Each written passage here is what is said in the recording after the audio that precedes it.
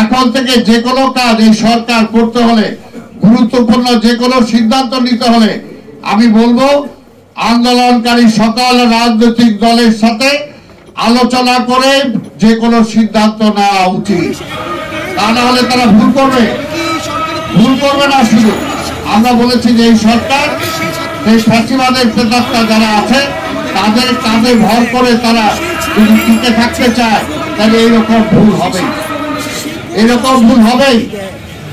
এই ভুল আমাদের কাছে কাম্য না। কাজেই বলবো এই সরকারে এখনো সময় আছে। আমরা বলবো সময় আমরা দিতে চাই, জনগণ দিতে চায়, কিন্তু সেই সময়টা তো কাজে লাগতে হবে। 100 দিন পার হয়ে গেছে, সময়টা কতটুকু কি দিতে পেরেছেন জনগণ তো সেটা হিসাব কিতাব করবেই। তা না হলে কি হবে? তা না হলে যেমনি আওয়ামী লীগ মুক্তিযুদ্ধ ও মুক্তিযোদ্ধাদেরকে নিয়ে ব্যবসা করেছে, কয়েকদিন পরে আপনাদেরকেও যাতে না বলে যে 5ই আগস্টের অভ্যুত্থানে যারা শহীদ হয়েছেন তাদেরকে নিয়েও আপনারা সেই কাজ করছেন, এটা যাতে কেউ না বলে এখন থেকেই আপনাদের সেই ব্যাপারে সচেতন হওয়া দরকার। কারণ পরিষ্কার কথা যেটা আমরা বলতে চাই, যে যত কথাই বলেন সেই স্বাধীনতার আগে থেকে ভোটের জন্যই লড়াই করছি। পাকিস্তান আমার ভোটের অধিকার দেয় নাই, লড়াই করেছি। 7ই মার্চের বক্তৃতা শুনে দেখেন কি আছে সেখানে। তারপরে আওয়ামী লীগ ক্ষমতায় আসার পরে আমার ভোটের অধিকার কেড়ে নিচ্ছে, সেটার জন্য লড়াই করেছি। গত 16টা বছর আমরা লড়াই করেছি ভোটের জন্য। ভোটের কথা বলবো না, আমরা তো কি বলবো? জনগণের প্রতিনিধি জনগণ নির্বাচিত করতে পারবে না, আমরা এটা চাবো না। তা কি চাবো? একটা অনির্বাচিত সরকার চাবো? কোন অবস্থাতে অনির্বাচিত সরকার দীর্ঘদিন ক্ষমতায় থাকতে পারে না। যদি থাকে তাহলে আরেকটা ফ্যাসিস্টের জন্ম হয়। যেমনি এখন অনেকে উকিঝুঁকি যাদের বক্তব্যে অনেকটা সেই রকম মনে হয়। আমরা চাই ভোটের অধিকার মানুষ ফিরে পাক। সরকারে কারা থাকবে সেটা জনগণ ম্যান্ডেট দিবে, কারা সরকার কারা রাষ্ট্র পরিচালনা করবে, এটা পরিষ্কার। এই ব্যাপারে কোনো আপোষ নাই।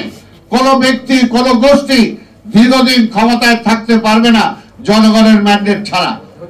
এই জন্য আমরা দেশ স্বাধীন করি নাই, এই জন্য 5ই আগস্টের অভ্যুত্থান হয় নাই। এই কথাটা মনে রাখতে হবে। ক্ষমতার চেয়ারটা খুব মজার, কিন্তু আমার খুব রিস্কও আছে, এটাও মনে রাখবেন। শেখ হাসিনা ক্ষমতার চেয়ারে বসার পরে সে হিতাহিত জ্ঞান হারিয়ে ফেলেছিল। মনে করেছিল সেই 41, 42, 50 সাল পর্যন্ত ক্ষমতায় থাকবে। তারা আবার সরাইকে তার ক্ষমতার কেন্দ্রবিন্দু ছিল প্রতিবেশী রাষ্ট্র। আর এখানে একটা বিশেষ শ্রেণী ব্যুরোক্রেসিতে আমলাদের মধ্যে, আবার রাজনীতিবিদদের মধ্যে কিছু জায়গায় বিশেষ শ্রেণীতে সৃষ্টি করেছিলেন। মনে করছিলেন এদের উপর নির্ভর করে ক্ষমতায় থাকবেন, কিন্তু জনগণের শক্তির কথা তিনি চিন্তা করেন নাই। কিন্তু একটা কথা পরিষ্কার যেটা সত্য, 2টা শক্তির বিরুদ্ধে যুদ্ধ করে জয়লাভ করা যায় না। একটা হলো জনতার শক্তি, আর একটা হলো